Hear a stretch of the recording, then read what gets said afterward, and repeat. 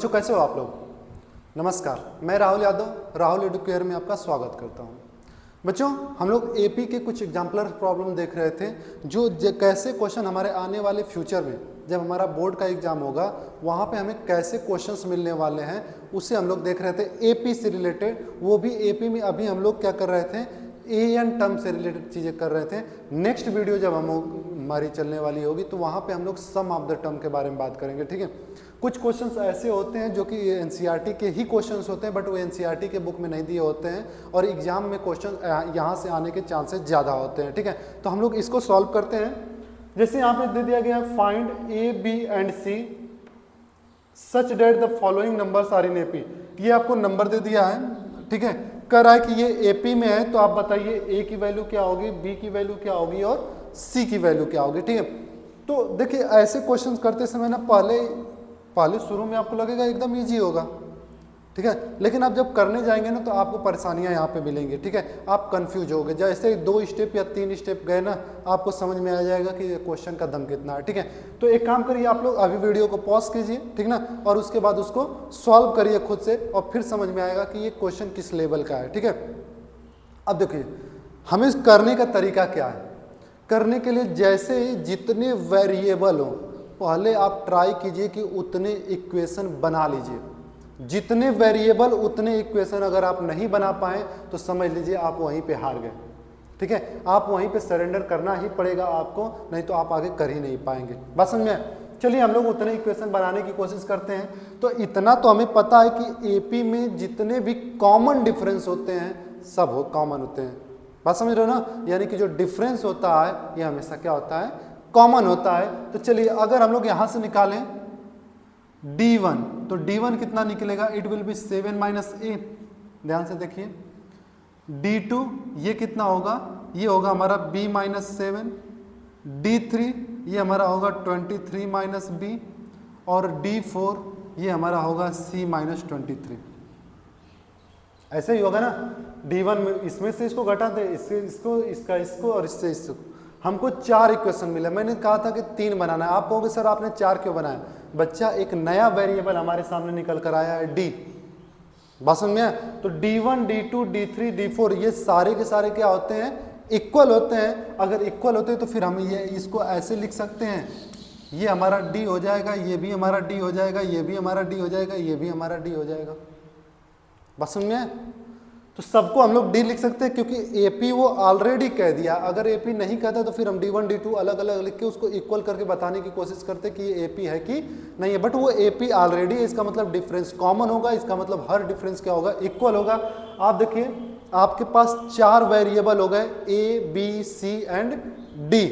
4 variable हो गए, 4 equation हो गया। अब आप इसको आराम से सॉल्व कर सकते हो, बट उतना भी नहीं जितना आपने लीनियर इक्वेशन 2 वेरिएबल में देखा है, ठीक है। तो थोड़ा सा देखते हैं, ये हमारा इक्वेशन फर्स्ट, ये हमारा इक्वेशन सेकेंड, ये हमारा इक्वेशन थर्ड और ये हमारा इक्वेशन फोर्थ हो गया।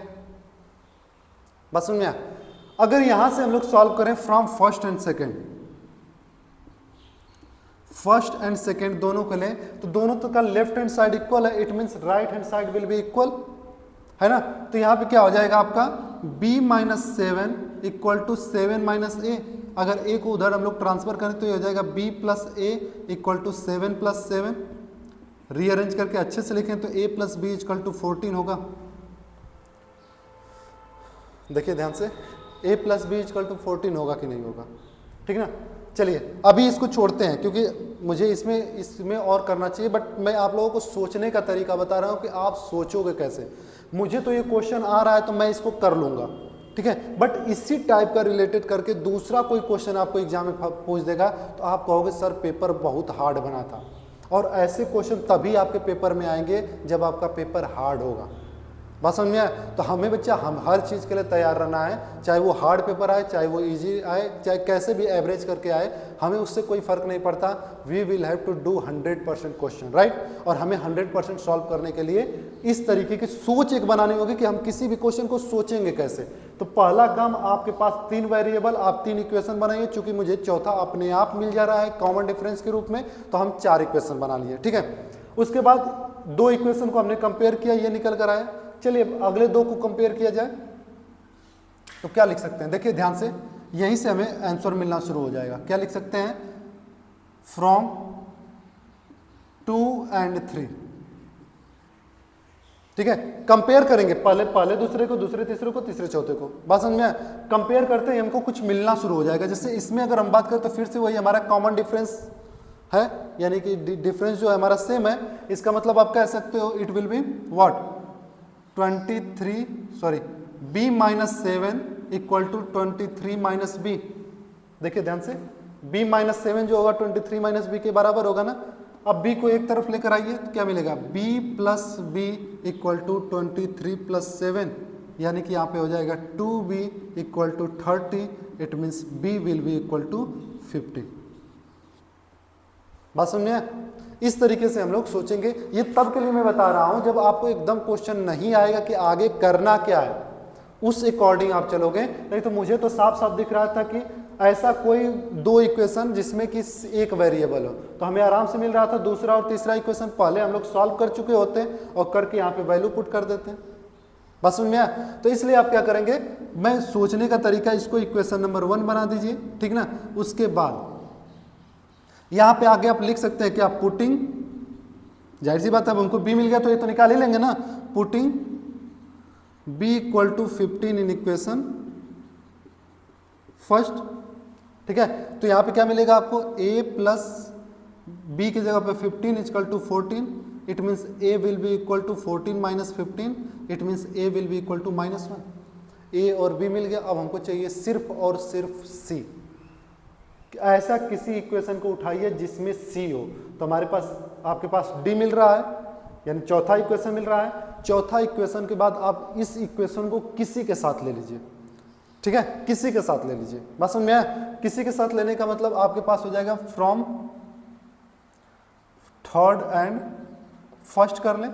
आपका मन करे तो आप फोर्थ एंड फर्स्ट। ठीक है, या तो आपका मन करेगा तो आप थर्ड फोर्थ ले लीजिए, या तो आपका मन करेगा तो सेकंड फोर्थ ले लीजिए। बट फोर्थ लेना पड़ेगा क्योंकि फोर्थ में ही हमारा अगला वेरिएबल छुपा हुआ है जिसको हमको फाइंड आउट करना है। ठीक है, तो यहाँ पे क्या मिलेगा आपको? फोर्थ और फर्स्ट लेंगे तो फोर्थ में आपके पास 7 minus c minus 23 equal to 7 minus a। तो c हमको फाइंड आउट करना है। 7 माइनस a आपके पास है -1 और ये प्लस में 23। ठीक है, तो ये हो जाएगा 7 plus 1 plus 23। It means it will be what 31। देखिए ध्यान से, आएगा ना 23 और 7 30 और 1 कर देंगे 30। तो हमारी जो वैल्यू हो जाएगी वो क्या हो जाएगी? a की वैल्यू हो जाएगी -1, b की वैल्यू हो जाएगी 15 और c की वैल्यू हो जाएगी 37। देखिए कितना आसान हुआ ना। देखने से लगेगा कि बहुत ज़्यादा सर 2 इक्वेशन हमने पढ़ा, आप 4 इक्वेशन बनवा रहे हैं, क्या मिला इसमें? तो आपको घबराना नहीं है क्वेश्चन से, बस जो हमको स्टेप पता है हम उन स्टेप को लेके चलते चले जाएंगे, अपने आप हमें आंसर मिलता चला जाएगा। ठीक है, इसको नोट डाउन कर लीजिए, फिर नेक्स्ट क्वेश्चन करते हैं। नेक्स्ट क्वेश्चन को देखते हैं। कह रहा है कि 26 11th and last term of an AP 0 3 and -1/6। तो देखिए 26 टर्म का मतलब हमारे पास क्या होगा? A25, ये दिया हुआ है आपको कितना? 0। It means it will be A plus A26 यहाँ पे A plus 25D it will be equal to 0। हमें कुछ नहीं करना है, क्या कह रहा है नहीं कह रहा है छोड़िए, पहले जो चीज़ें दी हुई है उसको लिखेंगे ना तो आपको दिखेगा कि आगे करना क्या। ठीक है, 11th टर्म की अगर हम लोग बात करें तो ये हमारा एक इक्वेशन हो गया।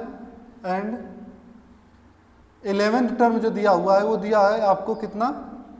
3। इसका मतलब हम इसको लिख सकते हैं A plus 10D it is equal to 3। ठीक है, उसके बाद आपको an दे रखा है, यानी कि लास्ट टर्म आपको दे रखा है -1/6। Is it okay? -1/6 आपको दे रखा है an। तो आपसे पूछ रहा है कि कॉमन डिफरेंस बताइए और आपसे पूछा है कि इस n की वैल्यू क्या होगी, यानी उसमें कितने टर्म है। ठीक है, छोड़िए, पहले हम लोग जितना जानते हैं उतना तो करें क्या। ठीक है, तो इसको सॉल्व करते हैं। लिखेंगे सब्ट्रैक्टिंग 2 फ्रॉम 1। ठीक है। यहाँ पे हमें क्या करेंगे, 2 को 1 में से सब्ट्रैक्ट करना है, तो जहाँ पे आपको फ्रॉम के बाद लिखा रहेगा उसको आपको ऊपर लिखना होगा। ठीक है, तो ये हो जाएगा a + 25d = 0, इसमें से सब्ट्रैक्ट करना है a + 10d = 3, राइट।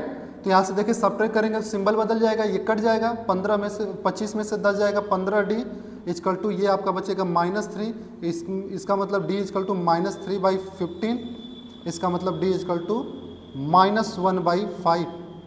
ध्यान से देखिए, -1/5, ये d की वैल्यू आ गई।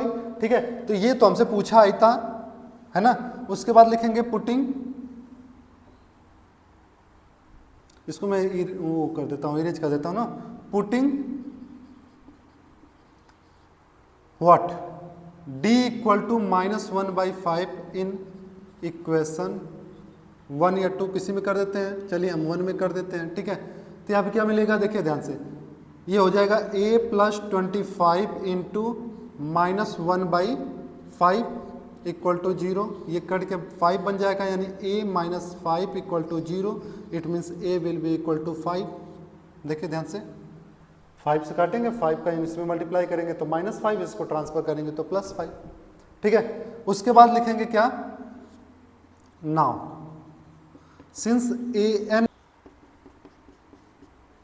देखिए नेक्स्ट आपको दिया गया है सिंस an = आपको -1/5 दे दिया गया है, तो ये क्या हो जाएगा, a + n - 1 into d it will be equal to -1/5, right.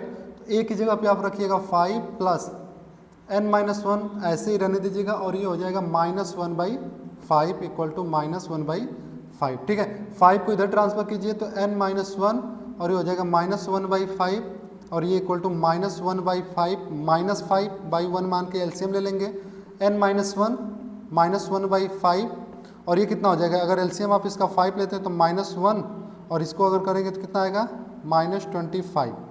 ठीक है, अब यहाँ पे ध्यान से देखिए, n - 1 ये रहेगा, यहाँ पे इसको ऐड करेंगे तो -26/5, और ये जब इधर आएगा तो 5 ऊपर हो जाएगा और 1 नीचे हो जाएगा माइनस में। ठीक है, 5 से 5 कैंसिल हो जाएगा, माइनस से माइनस से प्लस होकर कितना आएगा, n - 1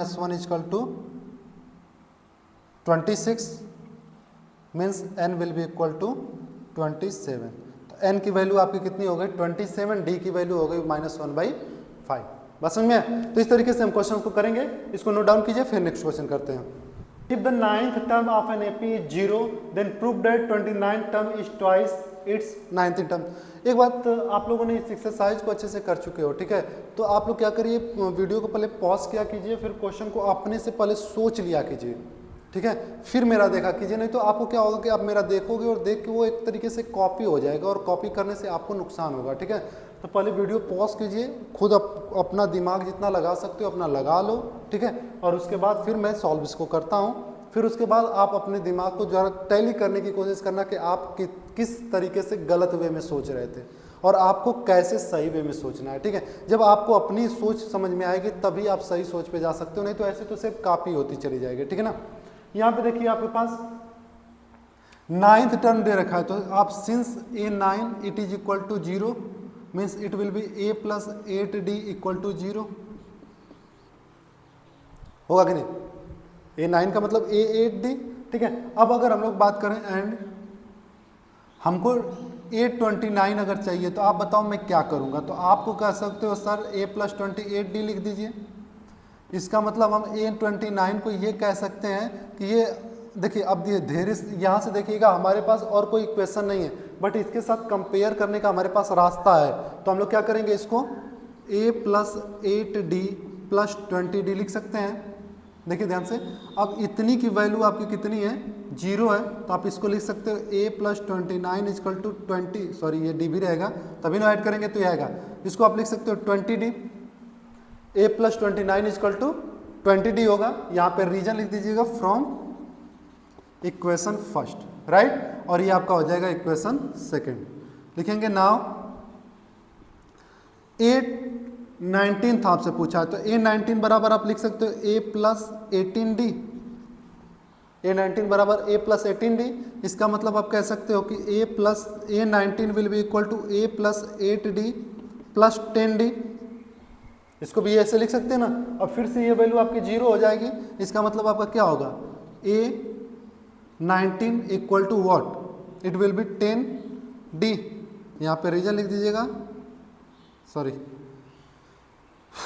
I am sorry for that, यहाँ पे आपको लिखना पड़ेगा फ्रॉम फर्स्ट, क्योंकि जिस स्टेप में हम लोग चेंजिंग करते हैं ना हमें वहीं पे लिखना होता है। तो फ्रॉम फर्स्ट, और ये इक्वेशन सेकेंड हो गया। दोनों को जरा कंपेयर कीजिए, ऑन कंपेयरिंग।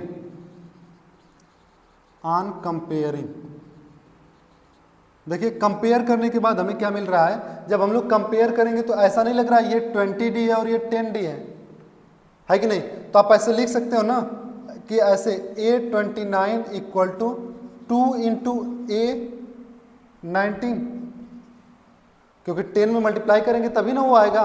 तो इसलिए आपका ये क्या हो जाएगा, इसी चीज़ को आपको प्रूव करना था।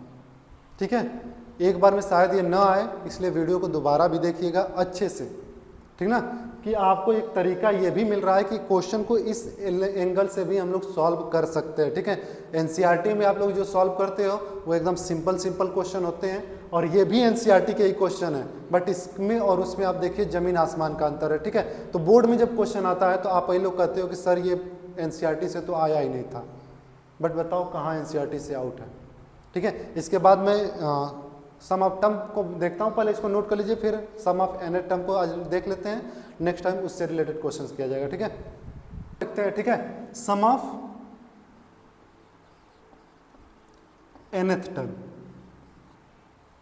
देखिए सम ऑफ nth टर्म में हमें क्या करना होता है, हमारे पास कई सारे ऑप्शंस होते हैं, यानी कि हमको अब सम को भी रिलेट करना। हमारे पास एक नॉर्मली हम लोगों ने देखा था an will be equal to a plus n-1 into d. तो यहाँ पे रिलेशन किसका था, an का a से था, an का n से था, an का d से था। ठीक है, उसी तरीके से हमारे पास एक फार्मूला बनता है SN का क्या होता है, ये होता है n/2 2a plus n-1 into D. ठीक है, यानी SN का n से, SN का a से, SN का d से, यानी कि जो an का यहाँ पे था वही SN का रिलेशन हो गया। बात समझ में आया? इस चीज को थोड़ा सा और इलाबोरेट आप करेंगे तो n/2, और इसको आप लिख सकते हैं a plus n-1 into D. देखिए ध्यान से, 2a को a प्लस a कर सकते हैं, और a plus n-1 into D क्या हो जाएगा आपका, n/2 a प्लस an। ठीक है, तो यहाँ पे रिलेशनशिप इन दोनों का भी बन गया। बात समझ में आ रही है? an का पहले a n और d के साथ रिलेशन, SN का भी a n और d के साथ रिलेशन, फिर जाहिर सी बात है जब इसका भी रिलेशन इन्हीं तीनों के साथ है a n और d के साथ, और an का भी रिलेशनशिप a n और d के साथ है, तो फिर आपस में भी तो कुछ रिलेशनशिप होगा, है कि नहीं। जैसे हम ही लोगों के रिश्तेदार हैं, ठीक है, मेरे जो रिश्तेदार हैं वो आपके भी रिश्तेदार हैं, समझे बात को। इसका मतलब हमारा भी तो आपके साथ कोई ना कोई रिश्ता हुआ ना, क्योंकि हमारे रिश्तेदार जो हैं वो कॉमन है, तो हमारे बीच में भी कुछ रिलेशन बनेगा। वही चीज, इसके रिश्तेदार भी a है, n है और d है, इसका भी रिश्तेदार a है, n है और d है। इसका मतलब इन दोनों का कॉमन भी आपस में कुछ रिश्ता होगा, और वो रिश्ता क्या निकल कर आया, ये बात समझ में आया, an के साथ। ठीक है, तो ये आपके पास फार्मूला आगे मिलने वाला है। इसके अलावा एक चीज और ध्यान दीजिएगा, जैसे मान लीजिए आपको ये AP दे दिया है 2 2 5 8 11 14। ठीक है, अगर हम बात करें जो हमारा S1 होगा, यानी कि सम ऑफ फर्स्ट टर्म, वो A1 के बराबर होगा और वही होगा 2। देखिए ध्यान से, S1 जो है 2 है, एक नंबर को जोड़ने पर कितना आएगा भैया, जो नंबर होगा वही ना आएगा, यानी कि वही नंबर आपका A भी हो जाएगा। ठीक है, लेकिन अगर हम लोग S2 की बात करें तो S2 आपके पास क्या होगा, ये आपका A1 प्लस A2 होगा। S2 आपका क्या होगा, A1 प्लस A2, इसका मतलब S2 क्या होगा, 2 प्लस 5 यानी कि 7। ठीक है, ये एक तरीका हो गया A1 A2 का रिलेशन हमारा S2 के साथ।